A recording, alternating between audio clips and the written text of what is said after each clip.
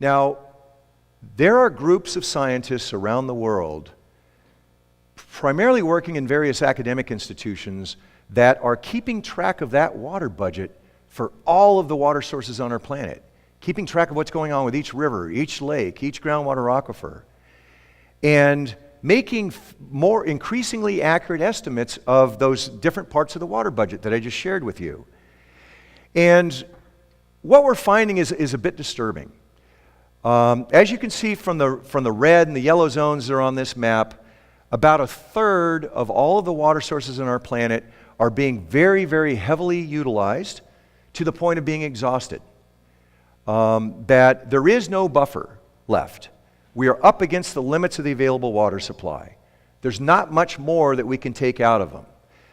And you can see that they're literally distributed around the world. And some of the interesting things that we have found is that this problem is not restricted to arid or semi-arid zones. It's not in the dry areas of the world alone. Those places do have less replenishment, less water supply available. But even in the humid areas, we're seeing places like the city of Sao Paulo in Brazil, some of the other big cities of the planet where, because the rate of use, the consumptive use of the water got to be so high, and particularly during a particularly dry period such as a drought, that they ran into trouble, they ran out of water, and they had a water shortage with catastrophic consequences. So these things can happen even in some of the wetter parts of our planet. Now, so that's about a third of all the places, but disturbingly, it's affecting about a half of the global population. And even more worrisome is the fact that it's affecting about 3/4 of all the places where we're practicing irrigated agriculture presently. So again, irrigated agriculture accounts for only about 20% of all the agricultural lands, but it's about 40% of our food production. So of that 40% of our food production, about 3/4 of that, so something on the order of 30% of all of our food production is taking place in these places where they're running out of water, where they're up against the limits of their available water supply. Now, the consequences of that are showing up in some very, very different ways. The picture on the left is a picture of Texas back in 2011, when the farmers there didn't have enough water to adequately irrigate a lot of their crops.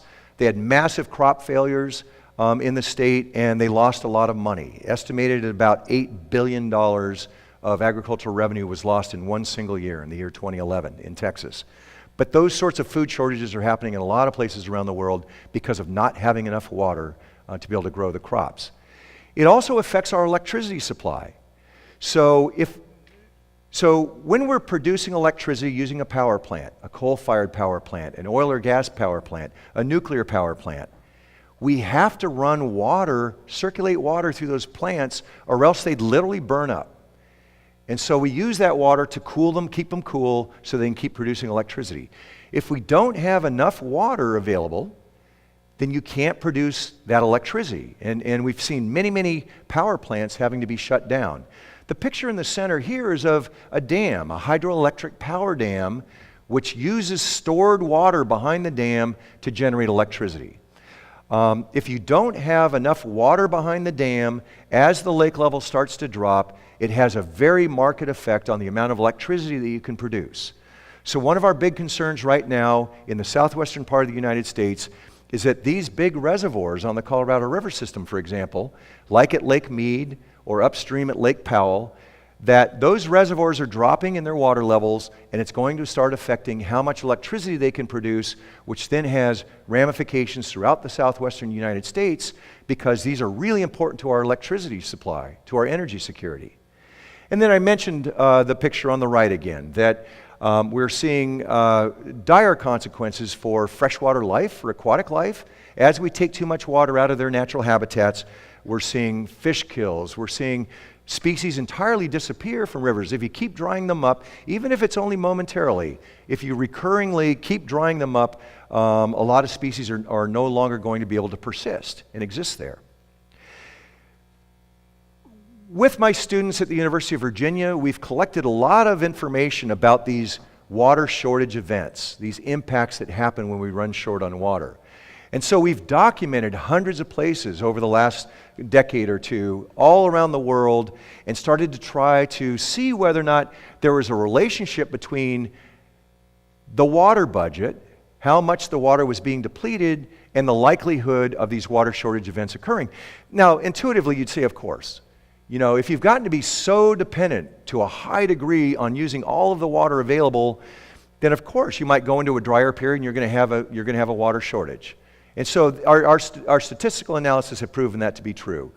The heavier you're utilizing the available water supply, the heavier you're consuming that water, the much greater are your chances that you're going to experience water shortages either on a once-in-a-while basis or on a frequent basis or on a continual basis.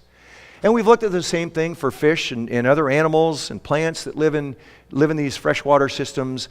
And it turns out that they're even more vulnerable, that you don't have to remove a whole lot of water too many times out of a river or out of a lake, and you start to have really serious consequences for the aquatic life in those freshwater systems.